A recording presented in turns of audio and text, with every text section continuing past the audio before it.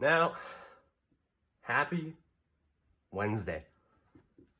And now this song is by Floyd Kramer. I won't play all of it, but it's a very nice song.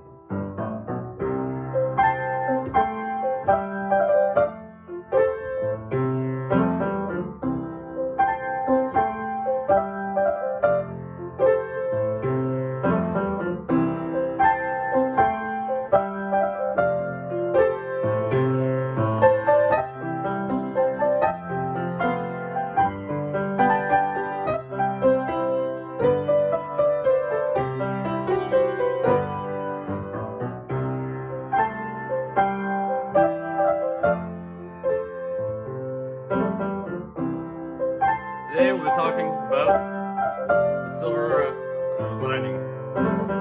Silver horizon, whatever you want to call it.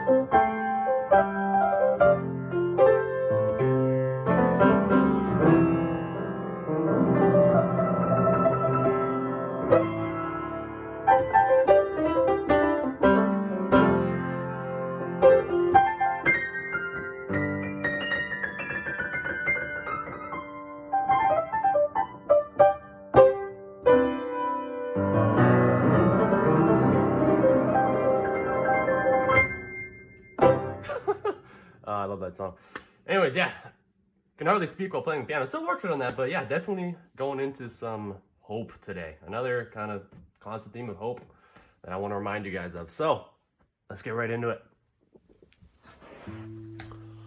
Hi guys, how are we doing today?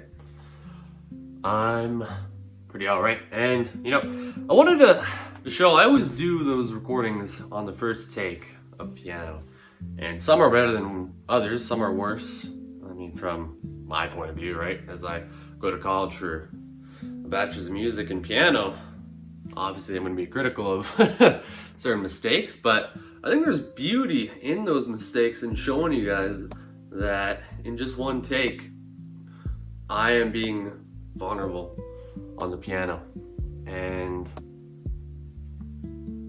with that comes the possibility of making mistakes. And I think in life we always try to cover up those mistakes, but God, he doesn't see those mistakes. He doesn't. And though he might put us through these trials that teach us about these mistakes, what he focuses on is the aftermath. What do you take from them? What do you take? Do you learn? Do you embrace? All the above, right? All these good things, or the bad things, maladaptive things, where you ignore them, put them beneath the surface and keep it there because that's where it's safe, right? You can keep everyone on the surface and nobody will know the depth, height, nor, you know, what surrounds you except what you put out. So that's what I want to talk about. We'll be in the book of Job today. But yeah, just the silver lining. And I love that the kind of saying of a silver lining, which represents hope. And hope, where does hope come from? That comes from God. Now, we'll be in Job, and let's see if I remember which verse it was. Oh no. Oh, I got it. We're just in the row. I was looking at chapter 21. Job is just such a rich wisdom book that, I mean, you can take it out of anywhere, really, in the Bible, hope. But it's one of those funny ones where you don't think you can get hope out of such a desperate kind of area of the Bible, where Job is pleading, right, with God all of the days that he lived. And therefore will be in the context is like, where is God in chapter 23? And with such a rich book, we're gonna read just a few verses where in this scene, let's just look at the context here, that God Job has faith in God's honest assessment of his life. So yeah, let's just read verses 10 to 12. Knowing that context is like, there may be more suffering ahead, but God has not departed him. For Job claims he's been faithful to God's commands, right? And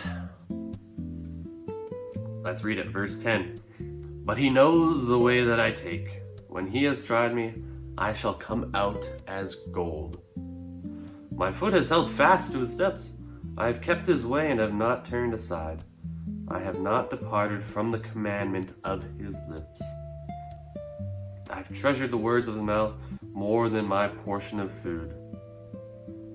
But he is unchangeable, and who can turn him back? It's beautiful. He is unchangeable. So that same hope, that same love, that same joy is unchangeable. And especially when he is going through that trial. This is what? The book has 30... Sorry, it has 42 freaking chapters. And he's saying this almost halfway through the book. A little more than halfway. But even still, that's amazing. Even all the way back in his initial doubting before the other guy started talking to him. And, we need to talk about Job more when it's one of the first books that I read in the Bible, actually.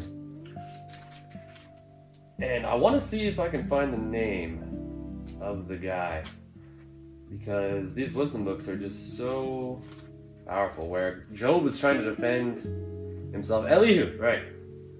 And then Elihu is condemning him, right? Where I think a lot in the world where Job could find the silver lining in his situation. But Elihu, where is he finding the silver lining? He is a very critical man who does not think of himself as defiant, because he thinks he's in God's favor. But Job is the exact opposite, where everyone around him is smiting him, right? And he thinks he's doing something wrong, right? So I think we're like Job in our walk with faith. A Christian who blames himself for a lot, who has shame. That's Job, right? Because again, all these trials, he'll turn out to be gold, but in the middle of that, he's going through it, And Elihu, you can judge him. He's like, gotta do this, you gotta do that. Something's definitely wrong with you, man. And I feel like as a Christian, we're kind of take Elihu's point of view on others. So we're like Job to ourselves, but Elihu to others. And there's a lot of wisdom in that, where between those two perspectives, there is a lining, and it is a silver lining. What differentiates kind of outer hatred and inner hatred is the lining that separates everything. And that silver lining is God, right? The silver lining is not just a different perspective. I'm sure it is, right? We talked about layers of perspective before, where how deep can you go into seeing God? But beyond all of that, how far can you go to see that out of any situation, the same perspective can apply, and that is God and his hope for you is the only silver lining that you'll ever need. Because I think about it and I'm like, wow, even though I go through all the health stuff and all the bad stuff, it's good. I'm happy. Today was a good day.